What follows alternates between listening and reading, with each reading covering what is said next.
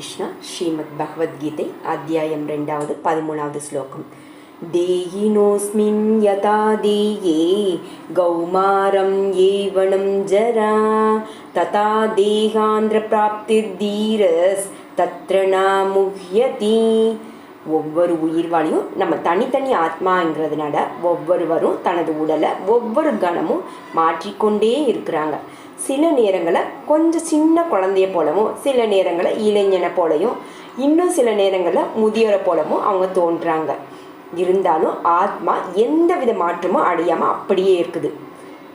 இப்போ சில நேரம் சிறுவனை போலையும் சில வேறு இளைஞரை போலைன்னா, இப்போ நம்ம ஒரு சின்ன குழந்தை சின்ன பருவத்தில் ஒரு 15 வயசு வரைக்கும் அந்த ஒரு ஏஜில் அந்த ஃபேஸு அந்த உடல் எல்லாமே நமக்கு காமிச்சு கொடுக்கும். இப்போ அதே ஒரு 20 to ஒரு 30 வயசு வரைக்கும் ஒரு ஏஜ், 30 to 40 வயசு அந்த அதுக்கப்புறம் 60 to 70, அதாவது முக சுருக்கம் எல்லாமே வரும். இது எல்லாமே நம்மளோட உடலுக்கு தான், நம்மளோட ஆத்மாக்கு இல்லை வயது. இப்போ எந்தவித மாற்றமும் அடையாமல் அப்படியே இருக்குது. அந்த தனியாத்மா இறுதியில் மரணத்தின் போது தான் உடலை மாற்றி வேறொரு உடலுக்கும் புகுது. அதாவது இப்போ நம்ம குளிச்சுட்டு வேற ஒரு உடையை எப்படி மாற்றுறோமோ அதே போல் மரணத்துக்கு பிறகு இந்த ஆத்மா வேற உடலை தேர்ந்தெடுக்கும். இப்போ அடுத்த பிறவியில் வேறு உடலை அடையும் போது தான் உறுதி அந்த உடல் பௌதிகமாகவோ இல்லை ஆன்மீகமாகவோ இருக்கும் என்பதால் அர்ஜுனன் தனக்கு பிரியமான துரோணர், பீஷ்மரர் போன்றரின் மரணத்திற்காக கூட வருந்த தேவையில்லைன்னு கிருஷ்ணர் சொல்கிறாங்க. அதற்கு பதிலாக அவங்க பழைய உடல்ல இருந்து புதிய உடலுக்கு புதிய சக்தியின் மாறுவதை எண்ணி அவங்க மகிழ்ச்சி தான் அடையணும். ஏன்னா இந்த உடல் மாற்றங்கள் தனது வாழ்வில் செய்த செயலுக்கு ஏற்பதான் பலதரப்பட்ட இன்ப துன்பங்களை அடைய ஒருவருக்கு உதவுது. அதனால தான் நல்ல ஆத்மாக்களான பீஷ்மரும் துரோணரும் மறுவாழ்வில் நிச்சயமாக ஆன்மீக உடலை அடைய போகிறாங்க. இல்லைன்னா குறைந்தபட்சம் இந்த பௌதிக நிலையில் உயர் இன்பங்களை அனுபவிப்பதற்காக ஸ்வர்கலோகத்தின் உடல்களை அடைவாங்க. அதனால எந்த சூழ்நிலையிலும் கவலைப்பட காரணம் இல்லை. கிருஷ்ணர் அர்ஜுனர்கிட்ட உரைக்கிறாங்க. தனியாத்மா, பரமாத்மா மற்றும் இயற்கை, இந்த பௌதீகம் ஆன்மீக இயற்கை ரெண்டுமேவும் நிலையை பக்குவமாக அறிந்தவங்க தெரிஞ்சவங்க தீர அல்லது நிதான புக்தியுடையவங்கன்னு அழைக்கப்படுறாங்க. அதே போல் மனிதன் உடல்களின் மாற்றத்தால் ஒருபோதும் மயங்கிறது இல்லை. இப்போ ஆத்மாக்கள் எல்லாமே ஒன்று தான், ஆனால் மாயாவாத கருத்தை ஏற்க முடியாது. ஏன்னா ஆத்மாவை சின்ன துண்டுகளாக வெட்ட முடியாது.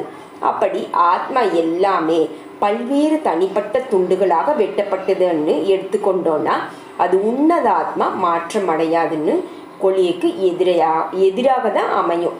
இப்போ மேலே பார்த்தோன்னா பரமன் துண்டிக்கப்படக்கூடியது. பரமன்ன யாரு? அந்த பகவான் மாற்றமடக்கூடியது என்றாகிறோம். கீதையில் உறுதி செய்யப்பட்டுள்ளபடி பரமனின் அம்சங்கள் தான் நித்தியமானது. சரான்ன பெயரால் தெரியப்படுது. அதாவது சனாதன சரான்னு பெயரால் தெரியப்படுது. அது பௌதிக இயற்கையில் விழுந்துரும் தன்மையுடையது. அம்சங்கள் நித்தியமாக அம்சங்களே தான். முக்திக்கு பிறகும் தனி ஆத்மா அம்சமாக தான் திகழும். இருந்தாலும் முக்தி அடைந்த பிறகு அவங்க பரமபுருஷ பகவானிடம், அதாவது ஸ்ரீ கிருஷ்ணரிடம் ஆனந்தமும் அறிவும் நிறைந்த நித்திய வாழ்வை வாழ்வாங்க.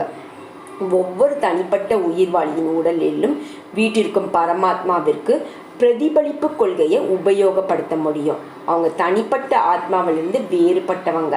வானம் நீரில் பிரதிபலிக்கப்படும் போது சூரியன், சந்திரன் மற்றும் நட்சத்திரங்களும் பிரதிபலிக்குது. நட்சத்திரங்களின் உயிர்வாளிகளுக்கும் சூரியனையோ சந்திரனையோ முழுமுதற் கடவுளுக்கும் ஒப்பிடப்படலாம். அர்ஜுனனால பிரதிநிதிக்கப்படும் தனிப்பட்ட அம்சமான ஆத்மாவும் பரமாத்மாவாக விளங்கும் முழுமுதற் கடவுள் ஸ்ரீ கிருஷ்ணரும் ஒரே நிலையை உடையவங்க இல்லை.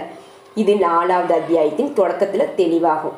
இப்போ அர்ஜுனன் கிருஷ்ணருக்கும் சமமானவங்க என்றால கிருஷ்ணர் அர்ஜுனனை விட உயர்ந்தவர் இல்லை என்றாலோ, இப்போ சொல்லி கொடுக்குறவங்களும் அதை கற்பவங்களும் அவர்களது உறவு அற்றதாகிரும்.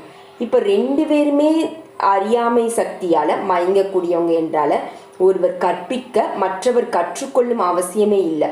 அதே போல் உபதேசங்கள் பயனற்றது தான்.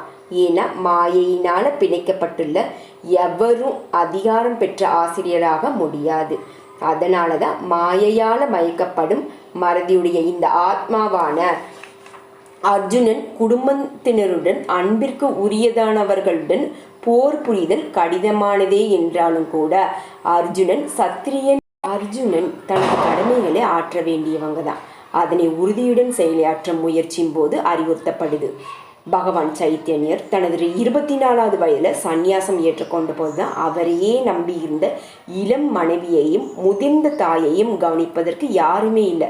இருந்தாலும் உயர்ந்த நோக்கத்திற்காக சந்நியாசம் ஏற்ற அவர் உயர்ந்த கடமைகளை நிலையாக செயலாற்றினாங்க.